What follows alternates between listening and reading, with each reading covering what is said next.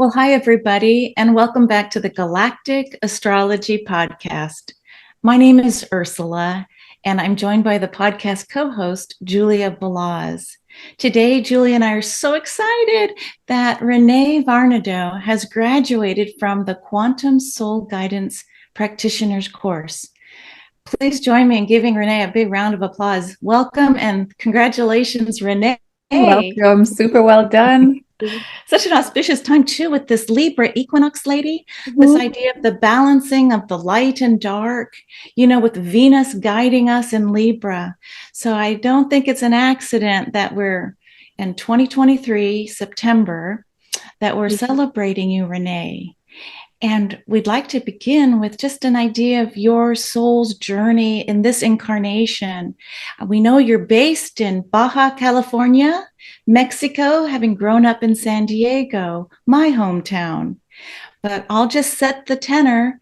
Renee, at the age of 3, already had spiritual awakenings and knew that there was more than what the 5 senses shared. She's a spiritual teacher. She's a healer. She's an intuitive and embodied astrologer, plus so much more, including Reiki.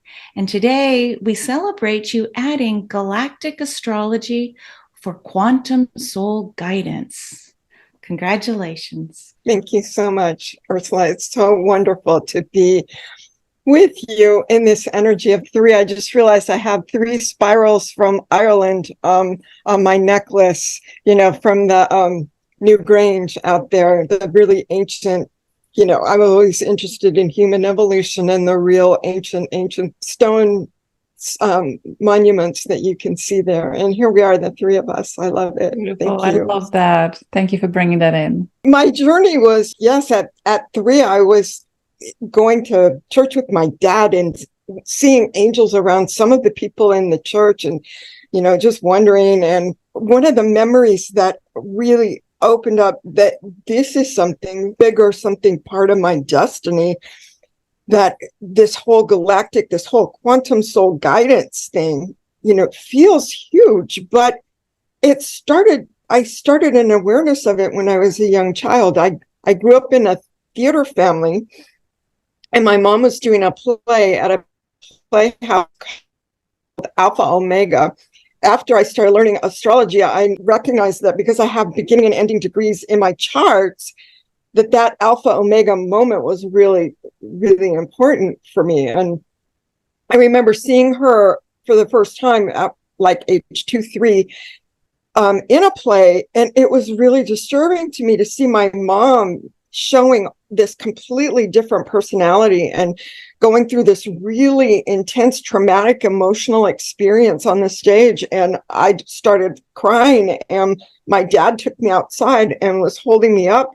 As I was crying, I looked up and I saw the stars, and I asked my dad, which ones are the angel stars, Dad? And so it was just like this knowing that we're more than just here on the earth, that we come from the stars, that we come from the divine within each one of us, and it took me a long, long time to integrate that knowing. My mom used to tell that story about how I cried because she died on stage and I thought she was dead, and that's why I was crying, and she had to come out and show me that she was still alive, and so that was the story. And I didn't remember the rest of the story until I was looking for a story to connect to this. That Alpha Omega Playhouse, I did plays there. I taught acting classes there. I directed there. I did a one-woman show there. So I started taking spiritualism classes there in 2003. And so that was just part of the moving from what I was seeing in scripts. I would look at a script and I would look at the subtext and I would see the light pop up, and I would see the transformations, and I would see what was happening energetically in the script, and then try to be able to communicate that on stage. It's very interesting that early training, how to be an actress, how to write a script, how to write a poem, that's the way I look at charts now. It's like I will see the lines of energy. I will look at the chart. I will see the whole picture. Like I'll always look at the picture on the wheel of the chart, and I'll just see the patterns, and I'll see the energies, and my attention will just be drawn to the important holistic parts of the chart, and then I'll unpack the pieces. And I found out that I can do a lot of preparation, hours and hours of preparations before I do a reading, but it really so much more comes out when I'm one-on-one with the person that I'm working with. But so I'm kind of like skipping around a lot. I'm not really staying in my childhood. I think I just really started coming into remembering who I really am and the truth of me when I started reading tarot cards in 1985. One of the people I did a reading for this Galactic Astrology certification, we did life readings over months, and he was reading me and then I was reading him, and we were always talking about how we did this, and I would smuggle tarot cards into his house because he lived in a very conservative household. So I'm coming in with these cards, and we're sitting there, and he's got this, we had 33 cards out, and he was reading them all. When I looked at his chart and I compared it to my chart, oh my gosh, because he had the star Fomalhaut, which is Archangel Gabriel's star, conjunct his sun. And so he was giving me this whole reading, and as he was reading me, he was activating in my chart. I had the opposite Archangel Gabriel's star Fomalhaut. I had the opposite in Mars at the other side of the chart. And it wasn't until I actually said, okay, I'm going to just do this, jump in and start reading people, that I really saw how interconnected that I was, not only with him, but my other friends and my husband. And finding in my life, I was using cards a lot, connecting with angels, doing a lot of card readings with angels, card readings with people, and they would ask me for more. So I had to learn how to tune into the angels and be able to tell one from the other, because it used to just be this sense, and I wanted more specific information. As I'm reading these angel cards, I have a friend over. We just moved to Mexico. I just got a certification in 3 different energy healing modalities, and I had just turned in my certification for the last bunch, and we were just sitting out looking at the ocean, and I just realized that, oh my gosh, I am what Ursula just said that we are a minute ago before we started, a vessel for the archangels. That was amazing. And the minute I said that to my friend, I just looked at her and I'm like, oh my gosh, I remember this. And it was just like, my heart just opened up. And it just like this huge download and a huge opening that took me like a long time. This clearing that happened and this realization that happened. And I used to always think that I was a failure because I wasn't doing this, that, or the other thing that I thought I was supposed to be doing. I just realized that every single thing that I was doing because I was guided to do it. So I was exploring acting, I was exploring writing, playwriting, all different kinds of things, teaching. I taught poetry and drama for 13 years in public schools in California. So all of these things were just helping me to be able to really see, to be able to really connect with the energy that is within each one of us, that is the truth of who we are. And it took me a long time to unpack the moment of that experience. And I got interested in astrology right after I created my own card deck based on, that was the first thing that I thought, okay, this is what I'm going to do. Right after that opening, I'm going to create a card deck, and I'm going to have all of my moments of revelation in the card deck. And then I created a soul portal map, because I was like, okay, there's no map. I'm on my own. This is my journey now. It's, how do I do this? And I started to understand the creative process, and I had 7 different points. And I started to realize that all of these periods of depression or addiction that I was suffering under because of my really strong Neptune were actually me not understanding how to use the phase of potentiality, which is just before the new moon. So I used that soul portal map for a while to help me through until I discovered astrology.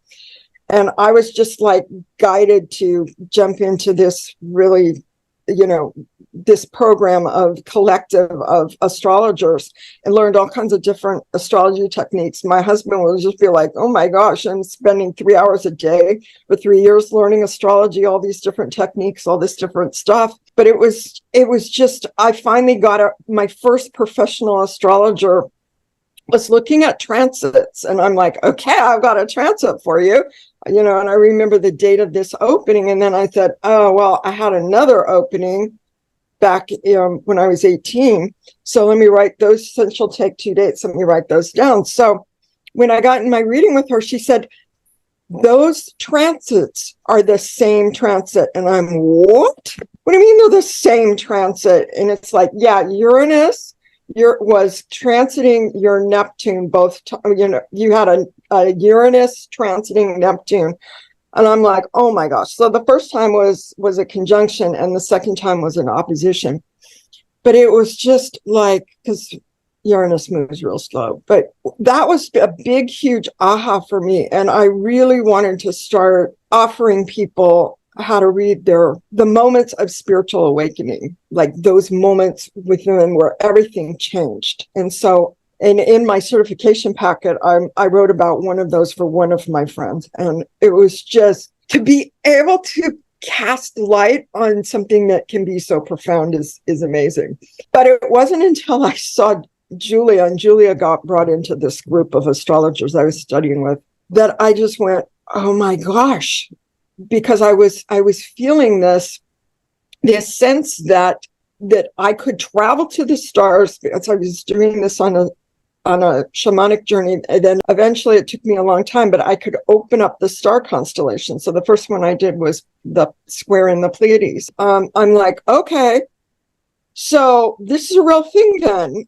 It's something that you can really do. You can really step into and get information from the stars and the constellations and the patterns. The fact that she did enough research to match what somebody was perceiving on a soul level with actual points in their chart, in their astrology, was amazing to me, because it was just proof that what you were seeing on a soul level that is so hard to communicate to other people has a basis in fact. You've got Jupiter on this point, you've got the sun on so there's just, I had to jump in immediately. And of course I skipped down and looked at how I cheated and went ahead and said, okay, so what is my chart? Let me see, let me figure this out. Okay, let's get down to the brass tacks here.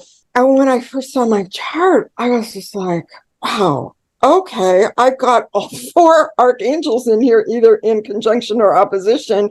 No wonder I so connected to archangels and started teaching archangel classes and all of this stuff, and belong to a spiritualist church where you're guided by angels and you give messages. So, okay, that makes perfect sense. There's like actual proof that this sense that I have of feeling a connection to the angels is for real.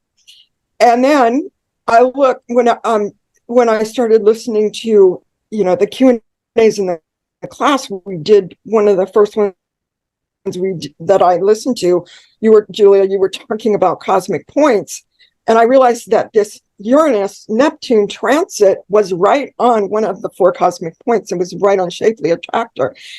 And what I realized was, oh my gosh, no wonder it was so overwhelming for me. No wonder it was so amazing that the downloads didn't stop for 10 days. I was friggin' on Shapley. And then as I looked more, I realized that on that day, the sun was right on Arcturus. As I looked in astrology more, I realized that my Venus star point, which is like pre-birth, was right on the star Arcturus. So I'm finding all of these things, plus the nodes were horizontal in my chart while this vertical axis was happening, and I was just having this circle of spirit, cross of matter thing happening. My husband thought I was going crazy, but after a while, he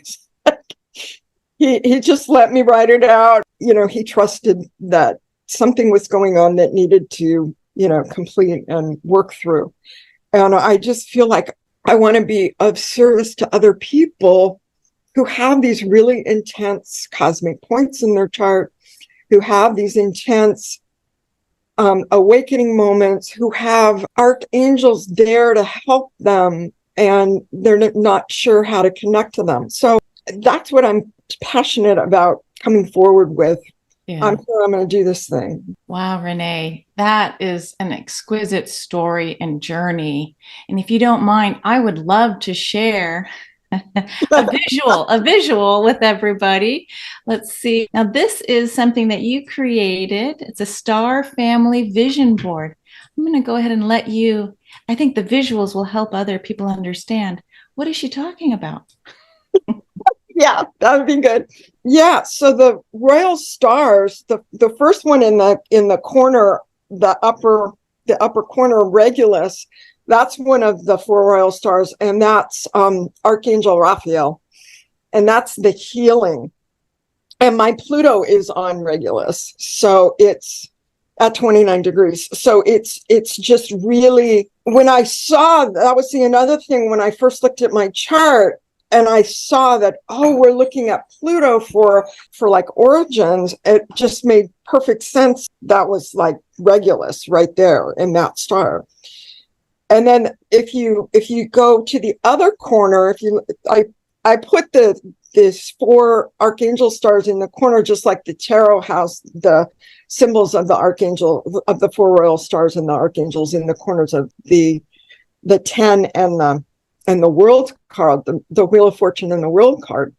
But the next one is Full Heart, which is the card, the star I was talking about that my friend had right on his sun, and that he activated the opposition that I had with my Mars. And it really opened up my whole ability to do what Archangel Gabriel is so brilliant at, is give messages, and either through writing or communication or whatever. So that is Full Heart. And then this one, there's 2 at the bottom. One of them is Aldebaran, which is the Archangel Michael's star, and the other one is Archangel Uriel, which is Antares, which is this like big, there we go, this big, huge star. And there's so much power. I mean, one of the people I was reading for in this certification has this really strong connection to Antares. And so the 2 of us together talking about Antares was really, really powerful. Just to be able to know that door and be able to open that with her was incredible experience. Helped me understand Antares better and helped her clarify a whole bunch in her life. Because when you really see this, it's like getting that higher perspective that I always craved earlier in my life. I wanted to understand the depths and breadth and height my soul could reach. After I read the Elizabeth Browning poem, it was just like, this is the heights. This is the bigger perspective. And people, everybody I've done a reading for, a galactic astrology reading for, has just been amazed at how high of a view that it really is when you're looking at the stars and the planetary connections to those stars. I was talking about the Shapley Attractor. This is this like really powerful cosmic point that was right on my Neptune Uranus transit. It's this big opening, and you can kind of see that it's not just one thing. There's this whole movement that happens when you kind of see it from this direction. And then my Jupiter is on the supergalactic center. So every time I have a transit, there's also an expansion comes with it. And it took me a long time to be able to deal with the embodiment of that expansion. So that was something I had to learn to do, is after expansion coming into a contraction and not going into an addiction with the contraction, not reaching for the glass of wine or the cupcake, not not going into a depression over the expansion, but be able to healthily embody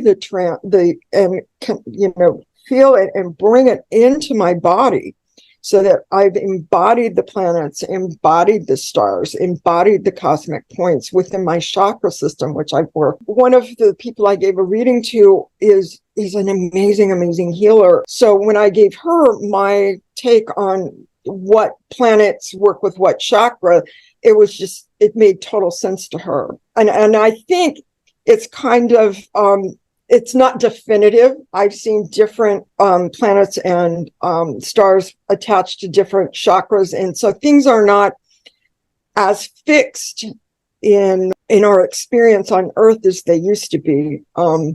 These were fixed stars and now they're all mutable. And a lot of people, it's been hard for a lot of people to adjust to that. And that's one of the things that I can help people with, is adjusting from the fact that things were fixed and now they're mutable, and now they're changing, now they're more fluid. Amazing, Renee. I would love to bring back the metaphor of the theater stage and how you being active on a stage from early age, how that helped you understand astrology better.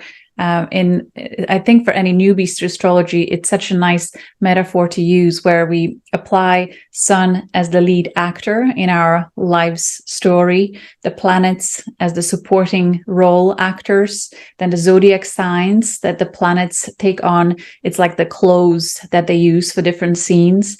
And then the 12 houses of the astrological wheel act as different stages where things are happening. So I want to bring that to your own natal chart, and just mention that your Neptune, as you said, is conjunct Shapley Attractor in your 9th house. So 9th house on the life stage is the house of higher learning, divine inspiration, being a teacher, being guide, and also traveling to far distant places.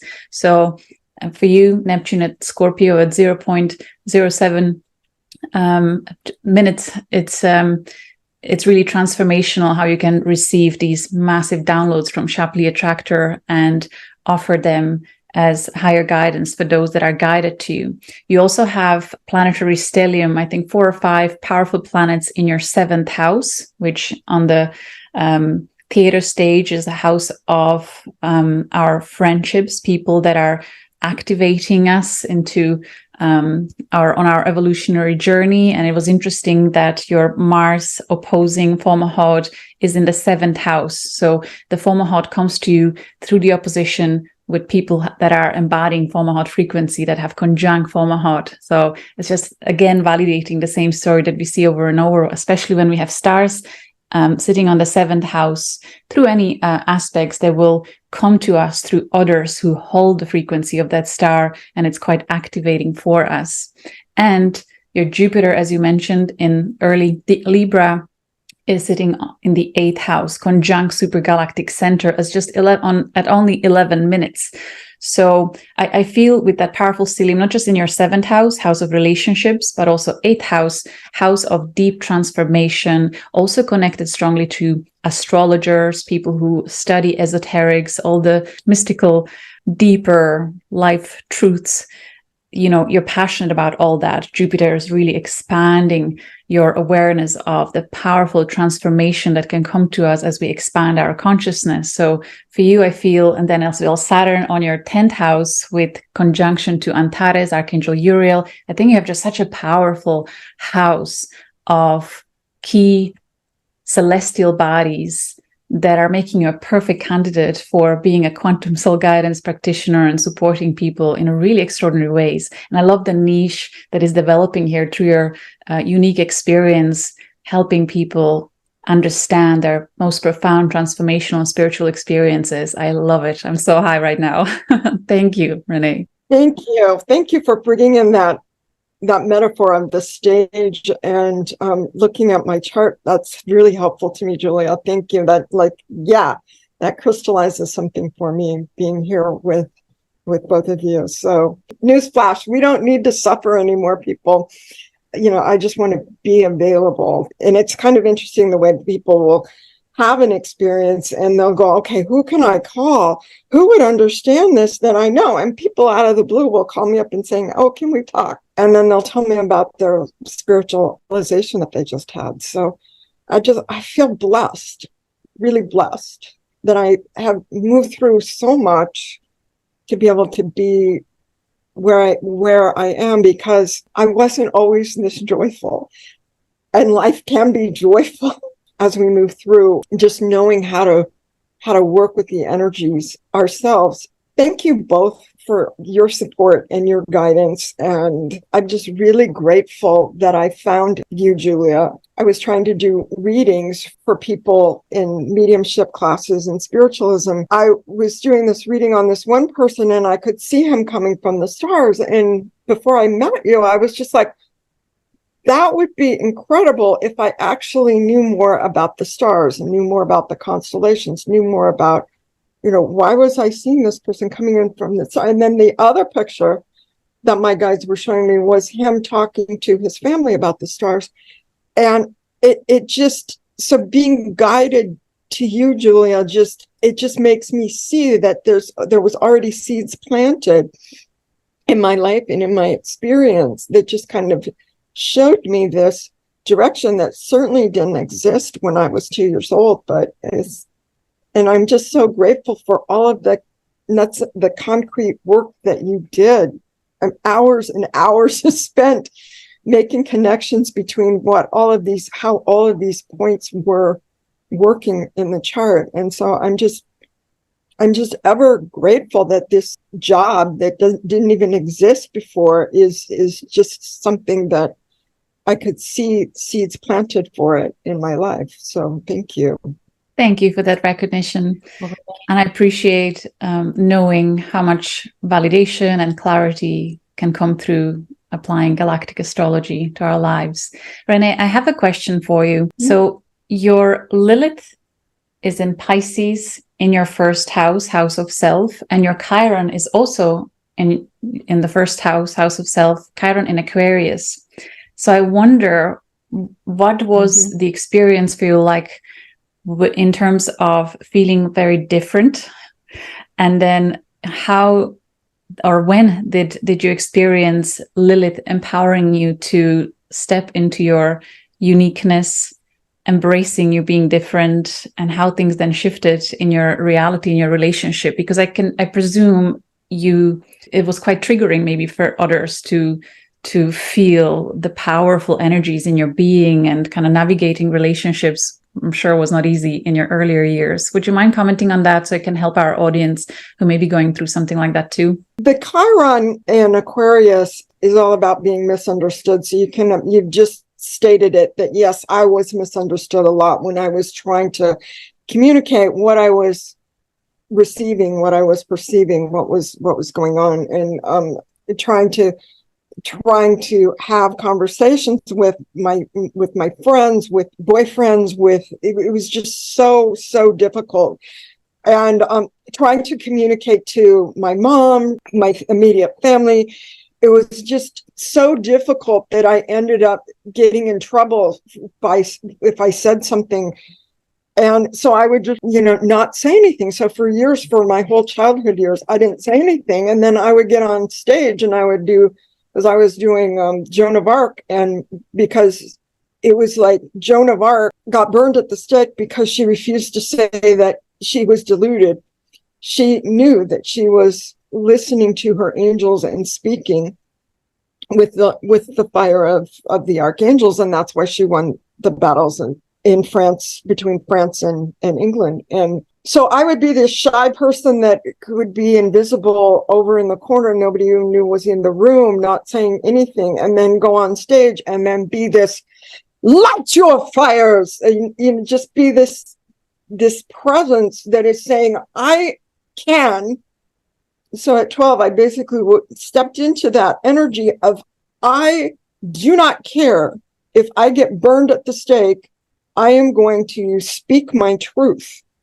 And of course, that worked while I was on stage. So I could be having anxiety attacks, be in a depression in my everyday life, go on stage and just be dynamic. It took actually 3 certifications in energy healing to actually be able to heal my chakras and to heal my energy and to create within this body enough capacity to bring through information in a way that would make sense to other people. And especially if I have something to look at, like a chart, and I'm seeing something and can point to it, it sounds much more real to the person that I'm talking to. So, but I didn't have anything to point to. I didn't have, back in those days, I didn't have any frame to take people through. And it was like when the pandemic hit, a lot of people needed hope, and I just sensed that the coronavirus was helping us with our soul evolution on the planet. And I knew this. And so I felt like my job was to bring hope and healing to everybody. So I just had a chance to, what the heck, I'm just going to say it. The only people that are showing up for this thing, for my classes, are people I know, and they keep coming back and watching it again. So I'm just going to keep talking. And it was the series of me talking through 6 decades of not saying anything. That took about 2 years. Now I'm finally able to give information focused on what other people's soul journeys are, which is like completely fascinating, seeing from different perspectives what their journeys are, and being able to come through, focus on what somebody else needs, and then being able to focus on, okay, well, this is going on for me in my chart, but what's happening for everybody right now? Oh, everybody's experiencing a new moon. Everybody's experiencing an eclipse.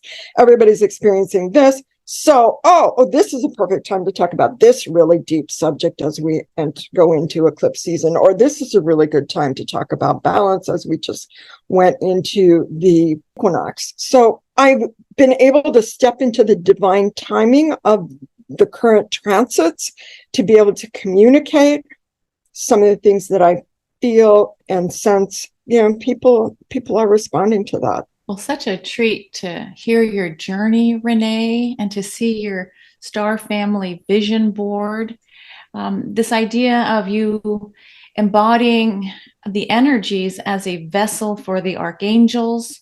This is powerful medicine. It's almost like, here's the vessel. Who would like a drink? When you're ready, you call in the healer.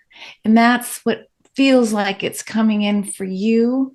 I would just add a vessel for the divine as well to that layer of the archangels, because these star families and there's all this energy for the greater good that seems so powerful. It's like before you couldn't talk. Now it's like full blast. It's like fantastic. Open channel. Here we go. So I know that we're going to be sharing your website. So thank you, Renee, for sharing your journey. And I trust that it will inspire listeners in the future who also might want to take a look at, if you're questioning, I love astrology, or I've always wanted to know, what's this about? The calculator that Hector and Julia have brought forward allow many of us to find the proof of our cosmic soul's journey. So thank you so much, ladies. Such a pleasure. I would have closed this. It was such a perfect closing, but I want to highlight the vision board that we shared earlier. The idea came from Ursula herself. I was hoping you will mention it, Ursi, but in your humble heart, you just slided through it. So it was a beautiful initiative. So it was a beautiful initiative coming from Ursula for our class, where you suggested, why don't we bring more visual expression to what we see in our galactic astrology chart. So I encourage our viewers to look at their natal chart, see what stars are aligned if you use our galacticastrachart.com calculator for free, and especially the conjunct alignment, or any stars really that are maybe mostly present in your chart, whichever stars you feel most drawn to, find their picture online, put them together in a collage, whatever program you want to use for that. And then it's just a nice way to connect deeper with your multi-galactic star family. Would you like to add anything to that tip, Ursula? I just would echo what Renee said. When you actually if you're visually inclined, especially when you actually see the image, it speaks to you. It's almost like this reverberation. Oh yeah, I have a conjunction with the 4 archangels from Regulus, Fomalhaut, Antares, and Aldebaran. And so when you're new to this language, having that visual, just the galactic image, and Renee, you found some great pictures, and then feel free to add more. It's really your star family reunion. It's time. It's 2023. They're knocking, they're waiting for the invitation to play. I love it. I love you all. Thank you so much for watching. We'll see you again soon. Well done, Renee. Congratulations. Bye for now.